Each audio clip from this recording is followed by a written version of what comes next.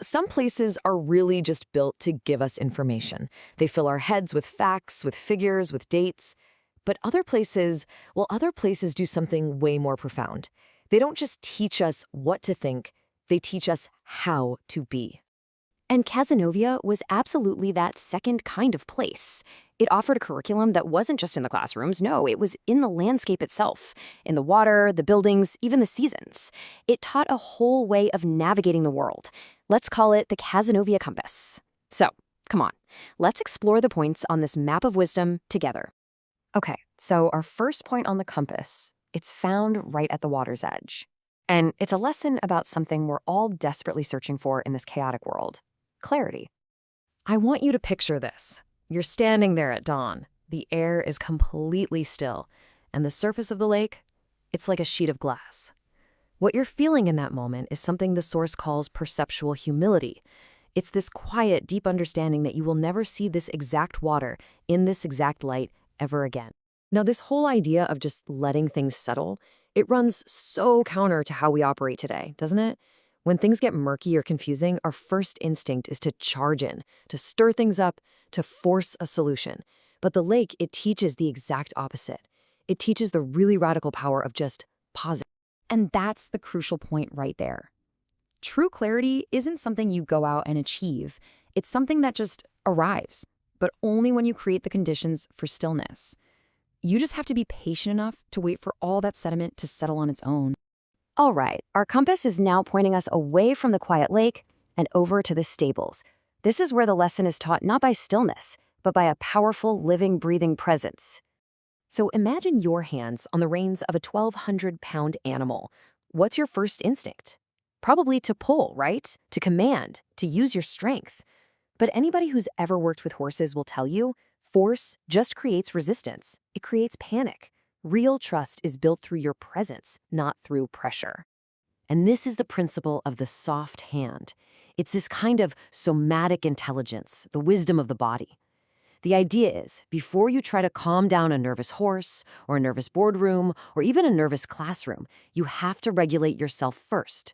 You take a breath, you calm your own energy before you step forward.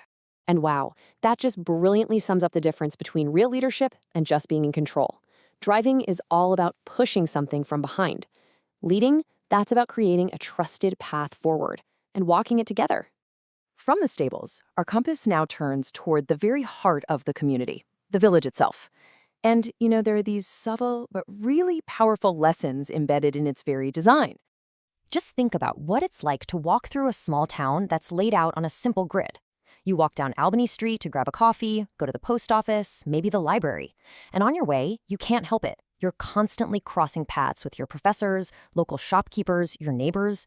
Being anonymous, it's just not an option. So this creates what the Source calls moral legibility. It's a fancy term for something simple. When a system is kept at a human scale, you are always confronted with the faces of the people your actions are going to affect. You can't just separate your professional decisions from your personal relationships because you're living them out on the very same sidewalks. This is such a powerful gut check for our modern world, where so many systems have become faceless and just huge. The lesson here is really a call to action. Shrink the scale until you can see the humanity in it again. All right, next up, our compass directs us away from the human-made structures and toward the great cyclical teacher of upstate New York, the changing of the seasons, and especially the most demanding one of them all. See, in Cazenovia, winter isn't just some inconvenience you have to manage. It's a shared reality. When that first big snowstorm hits, it's a whole communal event. It becomes this lesson in mutual reliance. Who's got a snowblower? Who needs their walk shoveled? Who's checking in on their elderly neighbor? And the wisdom this teaches is resilience, but not the grit your teeth and bear it kind. It's a deeper understanding that life has seasons. There are times for planting and for growth, sure, but there are also times for hunkering down and just enduring. The real key is knowing which season you're in and acting accordingly. I mean, you can't really argue with the blizzard, can you? This principle isn't about being passive. It's all about strategic preparation. It's about building the skills, the relationships, and the resources you need to get through the hard times because you know that spring will eventually come. So, the final point on our compass, it reveals a lesson not of endurance, but of transformation. It's this whole orientation toward innovation that's born from care, not just from starting from scratch. This is the big question. Inside of this rip and replace philosophy we see everywhere, Cazenovia really championed a philosophy of repair and conversion. It asks us to look at what we have, even the stuff that looks like waste, and to see its hidden potential. Let me give you a perfect example. In the Magnus Ridge project, students took something that was literally considered trash, empty wine bottles that were just going into the recycling bin, and they thoughtfully converted them. They cut them, polished them, and turned them into this beautiful custom glassware. They created real value from something that was just discarded. Or you can look at Crit's Farms. The lesson there wasn't just about how to grow an apple. It was about something called value-added agriculture. They taught how to convert that simple apple into hard cider, into a family outing, into a whole fall festival, transforming a single product into a destination, into an entire experience. And this is the profound ethic at the heart of it all. To see something that's broken not as the end of its story, but as the beginning of a new one.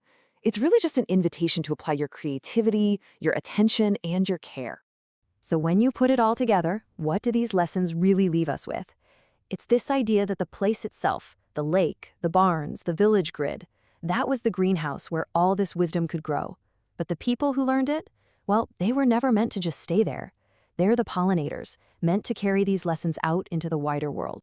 The campus itself might be gone, and yeah, the physical map has changed, but that orientation it provided, this internal compass, that's portable. It's a tool for navigating complexity, for leading with real presence, and for finding value in the things that are asking for our care. And you know what? In a world that needs it more than ever, that compass still works.